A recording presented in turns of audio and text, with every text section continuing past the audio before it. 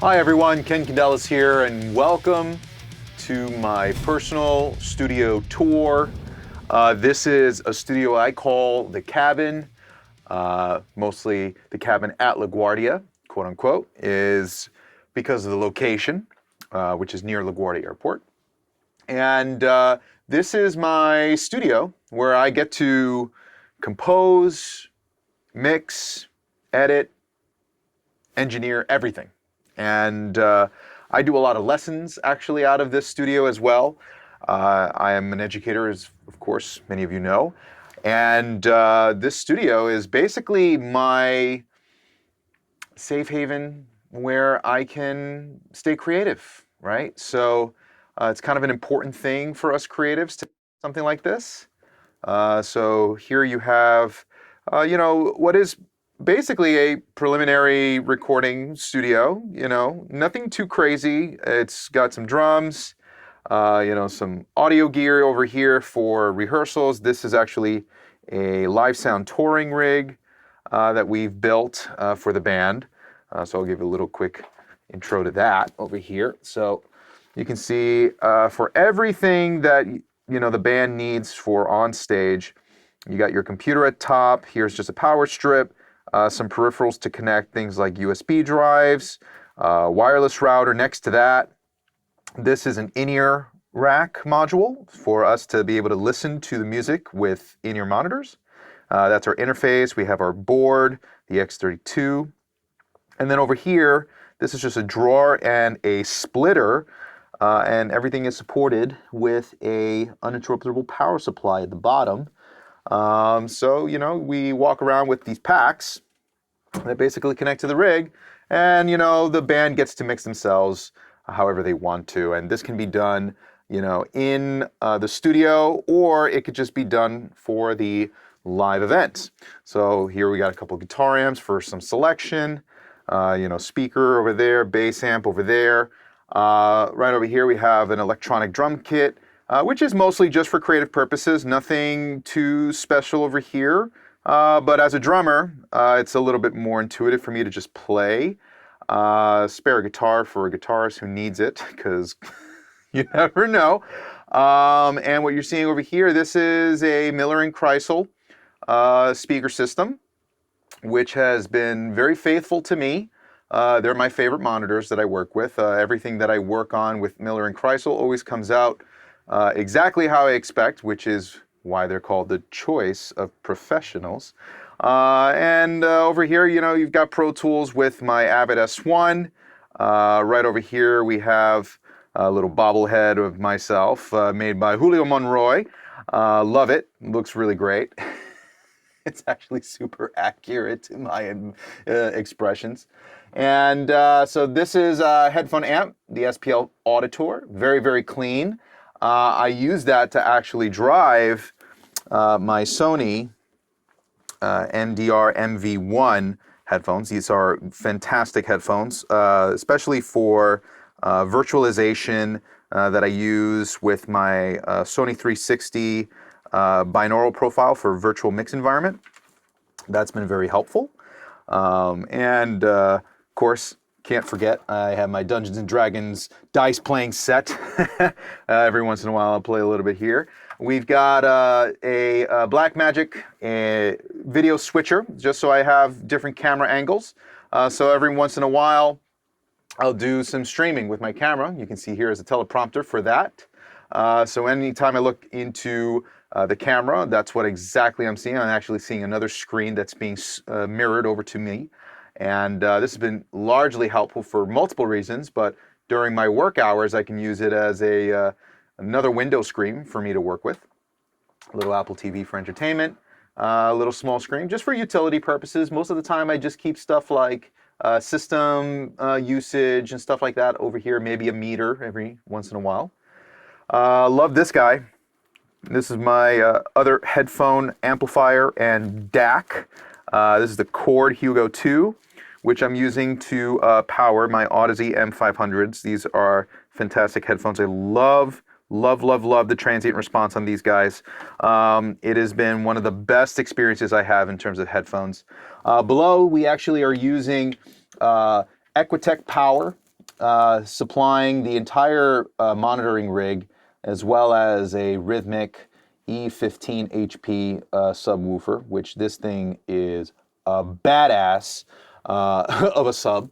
Very, very, very fast. And it matches the timbre of the Miller & Chrysler very, very nicely. Lighting supported with Almiron, Creator's Choice. Really, really cool stuff. Some home-built acoustic treatment.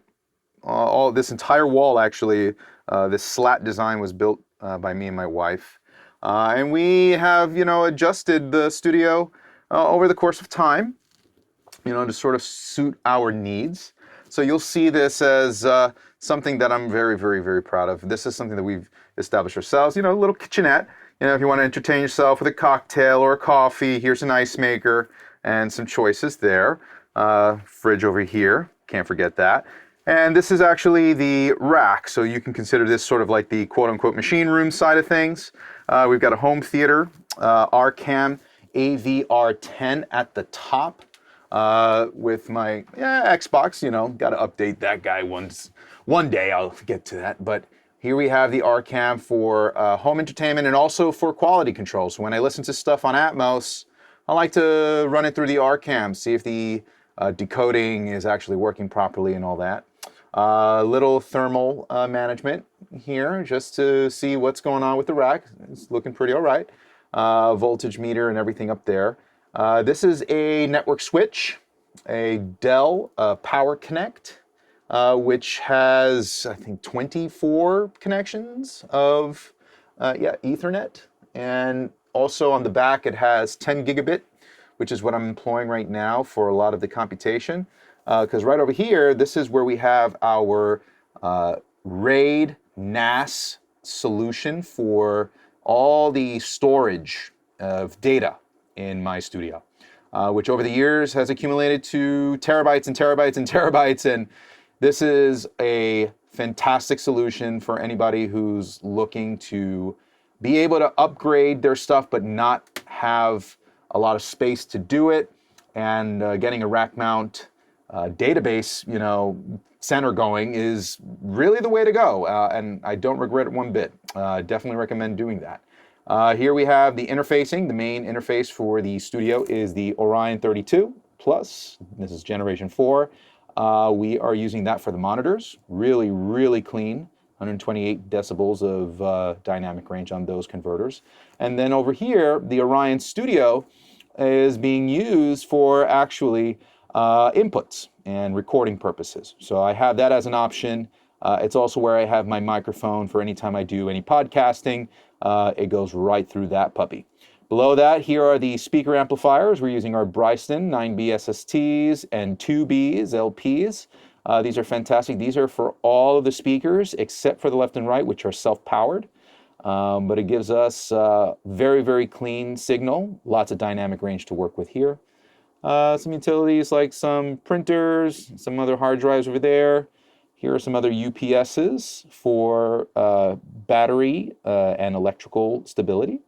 Another little NAS here. I call this the mini versus the main, which has been very useful for auxiliary purposes. So if there's anything that's wrong with main at any given time, mini usually is available and ready to work.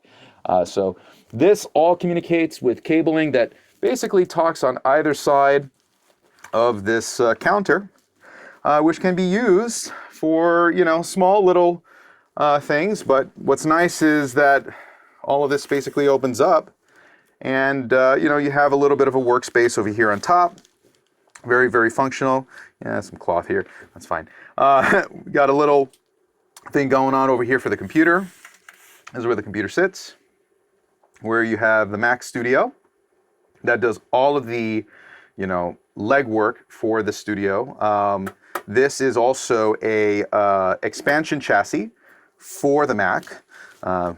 This is kind of in the way for now, but that's all right. This is actually kind of fun. There's actually a little Bitcoin miner. It's just like this tiny little thing. It's just, sitting there chugging away. hits Bitcoin, and then there you go. Hopefully that'll happen one day. Who knows? But this is, you know, just some cabling, HDMI cabling. But this is the backside to what you just saw on the other side of the screen. There's the camera, Canon EOS R, and an Elgato teleprompter. It's all been very, very, very useful for me to utilize in my workflow. So this is largely, you know, basically a creator studio where we, you know, just try to make good content. And that's the whole point, right? And as I'm walking around, you're kind of seeing I'm able to sort of close this all up. And this is by design, so that when you're in the middle of doing something critical, listening, this creates the entire sort of acoustic dampening to help keep it nice and tight, but it's still actually very accurate and open. And mostly that's because this room is actually bigger than what this small control room is. Of course, with the other side of this, if I just go back right over here, we've of course got an extension all the way to the back wall over there, which helps to elongate for bass waves. But you know, what's also kind of interesting is if I go back over here, let's turn this light back on. Right up here is actually a storage bin. So I'll even flip this around real quick. You can kind of see that. There you go, right? There you go. So there's some storage up there, which is actually kind of fun because now that storage actually kind of acts like another Helmholtz resonator. So it actually helps the bass a little bit too, which is just odd because this is such a weird, you know, small studio, but it also kind of has this large sound to it, but it's tight, it's controlled. I absolutely love it. And this is why I spend all my days, you know, chugging away at the cabin because this is a lot of fun. So hope you enjoyed that tour, and till next time, always remember to create your own sound.